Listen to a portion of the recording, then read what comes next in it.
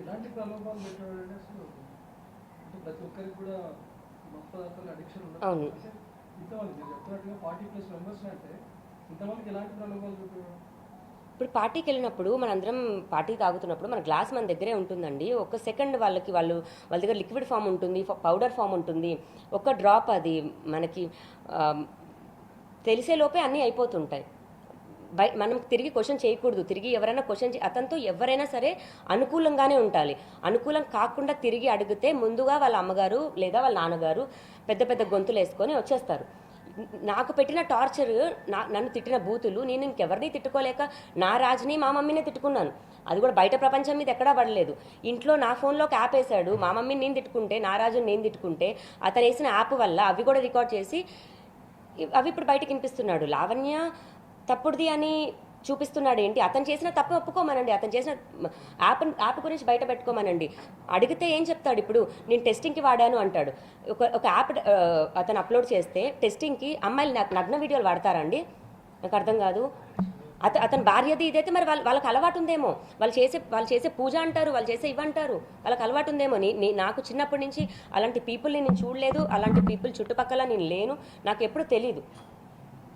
మొబైల్కి సంబంధించినటువంటి ఎవిడెన్స్ కొన్ని దగ్గర పెట్టుకొని మొబైల్ సంబంధించిన వీడియోలు పెట్టుకొని మాకు అర్ధరాత్రుల పూట 30 లక్షలు అంటుంది, తర్వాత 2 కోట్లు అంది, 5 కోట్లు అంది, 50 కోట్లు అంటుంది, రకరకాల ఇదే పనిగా మమ్మల్ని ఇబ్బంది పెడుతుంది అనేది మస్తాన్ సాయి తల్లిదండ్రులు చెప్తున్నారు. దానికి సంబంధించి ఏం చెప్తారు? ఇప్పుడు మీ అందరికీ కూడా అవగాహన ఉంటుంది. ఎవరైనా ఒక మనిషి తీసుకొని బ్లాక్మెయిల్ చేయాలనుకుంటే దాన్ని 2 సంవత్సరాలు ఎవరూ సాగదీయరు. నేను ఆ పని ఏమీ చేయలేదు. నన్ను నువ్వు ఇప్పుడు ఒక ఆడియో కూడా బహిరంగ రిలీజ్ అయింది. అది ఇప్పుడు నేను నా నోటితో కూడా నేను చెప్పదలుచుకోలేదు. మరి ఇప్పుడు నువ్వు డాష్వి కదా ఇదంటే నువ్వేమైనా డబ్బులు ఇచ్చావా నాకు డాష్ అవ్వడానికి అన్నది? అది ఎగ్జాంపుల్గా తీసి కొట్లాడుతున్న మాటలు తప్ప అలా ఎగ్జాంపుల్గా మాట్లాడినవే కానీ ఏ రోజు నేను డబ్బులు అడగలేదు, డబ్బుల కోసం ఇలాంటి పని చేయలేదు. అతను తప్పు చేశాడు. తప్పు కూడా కాదు, క్రైమ్. అతను ఇలా చేయడం, ఆ క్రైమ్ని మాత్రమే బయట పెట్టాలి అనుకున్నాను. ఎందుకంటే అతను ఫ్యూచర్లో ఇంకా ఇది ఆగట్లేదు. 2 సంవత్సరాలు అవుతుంది. అతని మీద పెట్టిన కేసు 1.5 year అవుతుంది. ఇదే ఇంట్లో కూర్చున్నాడు అండి. నేను బయట ఉన్నాను. ఇదే ఇంట్లో కూర్చొని కూడా అతను లాస్ట్ వీడియో చేసుకున్నాడు ఇంకో అమ్మాయితో మాట్లాడుతూ. అతని క్రైమ్ ఈ రోజు వరకు కూడా ఆగట్లేదు. ఇంకా ఇది ఆగాలి. అది పోలీసులే ఆపాలి, ఈ జనాలే ఆపాలి, వాళ్ళ తల్లిదండ్రులతో ఆపించాలి. ఏం మాట్లాడేవారు మస్తాన్ సాయి తల్లిదండ్రులతో? మీరు అనేక సార్లు ఫోన్లు చేసేవాళ్ళు అనే విషయం చెప్తున్నారు. వాళ్ళకి మీకు మధ్య జరిగినటువంటి కన్వర్సేషన్స్ ఏంటి? దేనికి సంబంధించి మాట్లాడేవాళ్ళు? మీ కొడుకు ఇలా చేస్తున్నాడు. మొన్న కూడా నేను వాళ్ళ డాడీకి కాల్ చేశాను. అంకుల్, మీ కొడుకు మా ఇంట్లో ఉన్నాడు, దయచేసి వెళ్ళిపోమని చెప్పండి. ఒక్కదాని మీదే ఉన్నాను.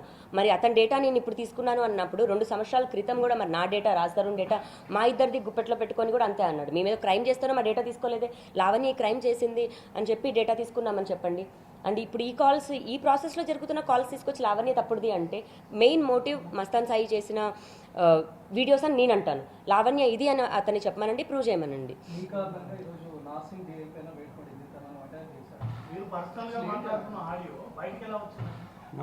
దానికి లీగల్గా ఎలాంటి కన్ఫర్మేషన్ లేదండి. ఫోరెన్సిక్ పంపించండి. నా అరెస్ట్కి ఇప్పుడు నేను ప్రిజన్ నుంచి బయటకు వచ్చాక నాకు ఇప్పుడు బేసిక్ ఎటువంటి సపోర్ట్ లేదండి. అండ్ రాజ్ని కూడా ఎప్పుడు ఇన్వాల్వ్ చేయలేదు. రాజ్ తరుణ్ కూడా బేసిక్ లాయర్ని కూడా ఎప్పుడు నాకు పెట్టలేదు. ఎగ్జాంపుల్. సో నేను బయటకు వచ్చాక నా ప్రయత్నం నేనే చేసుకోవాలి. సో నిజాలు ఏంటి అని మళ్ళీ నేను మస్తాన్ సాయిని అడిగేదాన్ని. మస్తాన్ సాయి అదే అండి. నేను సెప్టెంబర్లో, లాస్ట్ ఇయర్ సెప్టెంబర్లో ఆ ప్రాసెస్ ఏం జరుగుతుందంటే నన్ను అరెస్ట్ చేయించింది త్రూ డిఐగా అని మస్తాన్ సాయి నాకు చెప్పినప్పుడు,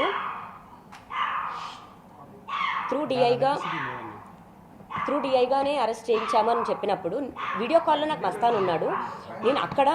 నేను కాల్ చేస్తున్నాను, ఆఫీసర్తో నేను మాట్లాడుతున్నాను. ఆయన నాకు కలిసి చెప్తాను అన్న ఒక మాటకి మీరు కలిసి చెప్తా అన్నారు కదండి ఏంటి అని అడిగితే ఆయన నేను ఇప్పుడు బయట ఉన్నాను, పార్టీలో ఉన్నాను అని అన్నప్పుడు నేను అది నిజం నాకు రావాలి. ఇప్పుడు నేను అతనితో పర్సనల్గా మాట్లాడుకున్న ఒక కాల్ అయితే మస్తాన్ సాయిని వీడియోలో పెట్టుకొని మాట్లాడాల్సిన అవసరం లేదండి.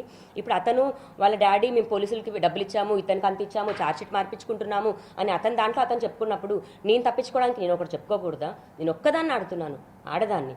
10 మంది ఉన్నారు దీని చుట్టూ. నేను ఆ కోణంలో చెప్పుకున్న ఒక దాంట్లోనే అది కూడా మస్తాన్ సాయి ఎదురుగా ఉన్నాడు. అప్పుడే మాట్లాడిన కాల్ని దాన్ని కూడా తప్పుగా తీసుకొచ్చారు. అది కూడా ప్రూవ్ చేసుకోగలను. ఎందుకంటే ఎదురుగా కాల్లో ఫుల్ కాల్ అదే హార్డ్ డిస్క్లో ఉంది. దాన్నే పోలీసులు కూడా బయటకు వదిలితే బాగుంటుంది. అందులో మస్తాన్ సాయితో వీడియో కాల్లో ఉన్నాను నేను, పోలీస్ ఆఫీసర్తో కాదు. వీడియోలలో ఉన్న